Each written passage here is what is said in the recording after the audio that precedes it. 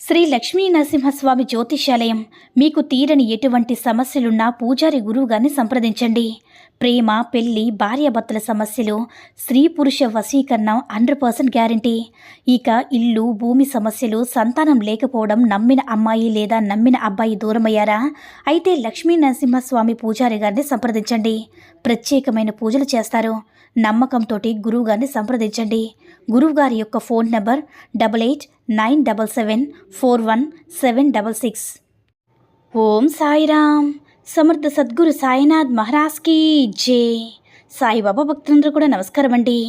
సాయినాథుని ఆశీస్సులతో అందరూ కూడా సుఖంగా, సంతోషంగా, అష్టైశ్వర్య, ఆరోగ్య అభివృద్ధితో ఉండాలని మనస్ఫూర్తిగా కోరుకుంటూ ఈరోజు ఈ వీడియోని మొదలు పెడుతున్నాను.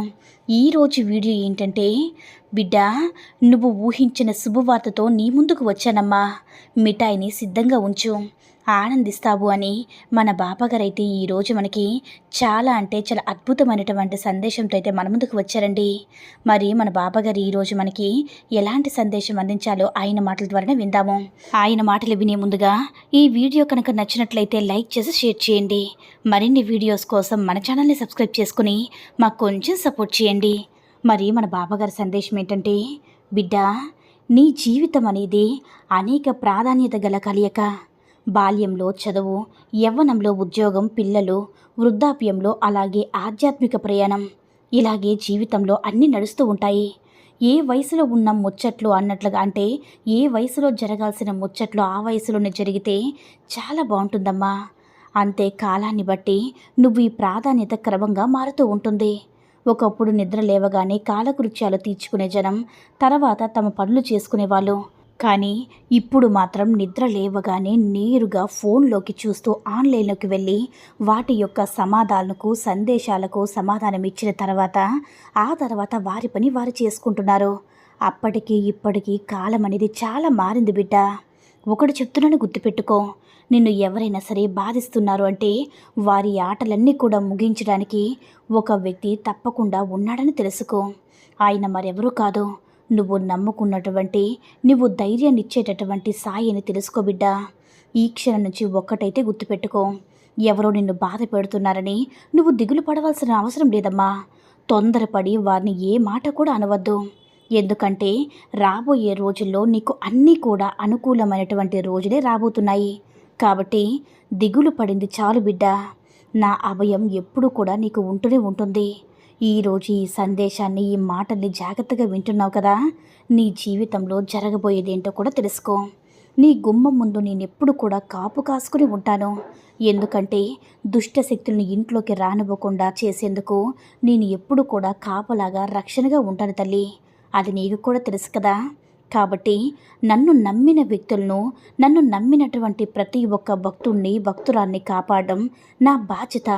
కాబట్టి నన్ను ఎప్పుడు కూడా నా సాయి తండ్రి నా కోసం ఏమీ చేయడం లేదు, నా సాయి తండ్రి ఎందుకో మౌనంగా ఉండిపోయారని ఎప్పుడు కూడా నువ్వు నన్ను తప్పుగా అర్థం చేసుకోవద్దు తల్లి.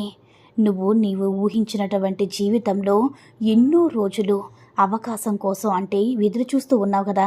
అంటే ఒక ఉద్యోగం కోసం కావచ్చు, లేదంటే వ్యాపారంలో పెట్టుబడి పెట్టి దానికోసం లాభాలు గడించడం కోసం, లేదా ఏదైనా మంచి పనిని మరికొంచెం అభివృద్ధి చేయాలని కానీ నువ్వు ఎంతగానో ఆరాటపడుతున్నావు. కానీ నువ్వు ఆరాటపడినటువంటి పనిలో నువ్వు దేనికోసమైతే సక్రమంగా చేసుకుని ముందుకు వెళ్ళాలి అనుకుంటున్నావో దానిలో కొంచెం ఆటంకాలైతే ఎదురవుతూ ఉన్నాయి తల్లి.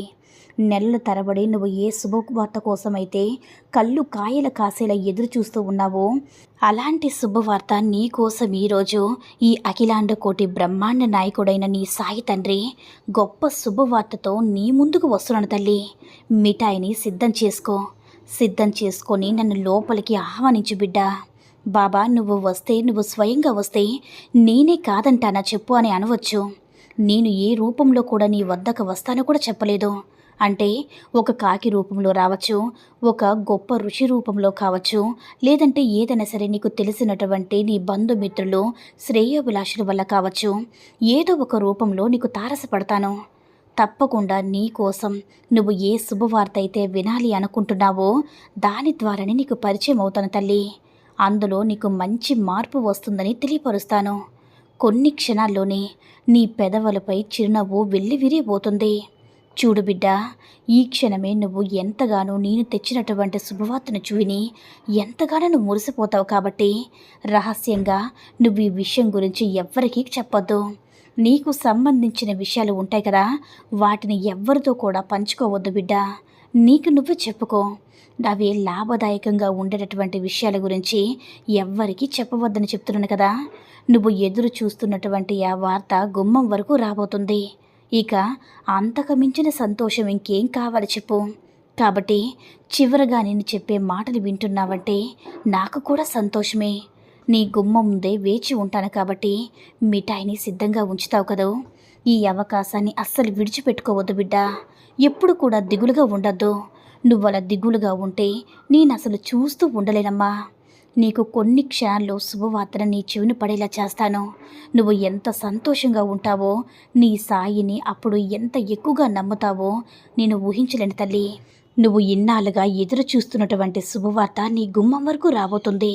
అంతకుమించి సంతోషం ఇంకేం కావాలి చెప్పు. కాబట్టి చివరిగా నేను చెప్పే ఈ మాటలు వింటున్నావంటే నాకు కూడా సంతోషమే. నీ గుమ్మం ముందే వేచి ఉంటానమ్మా. మిఠాయిని సిద్ధంగా ఉంచుతావు కదూ. ఈ అవకాశాన్ని అస్సలు విడిచిపెట్టుకోవద్దు. దిగులుగా ఉండవద్దు. నువ్వలా దిగులుగా ఉంటే నేనసలు చూస్తూ ఉండలేను తల్లి. నువ్వు ఏదడిగినా కూడా దాన్నిచ్చేటటువంటి శక్తి, సామర్థ్యం నీ సాయి తండ్రికి నిండుగా ఉంది బిడ్డ.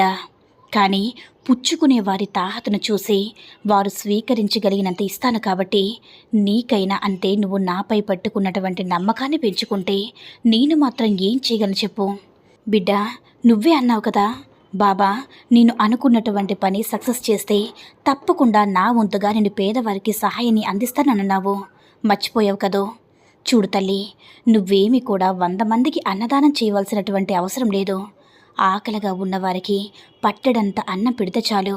ఏ ఒక్కరు కడుపు నిండా చాలు తల్లి. నీ సాయి తండ్రి చాలా సంతృప్తి చెందుతాడు. నీకు ఉన్నంతలోనే సహాయం చేయమ్మా. నీకున్నటువంటి కర్మ దోషాలన్నీ కూడా తీసేసి నీకు పుణ్యఫలాన్ని నీకు అందిస్తాను.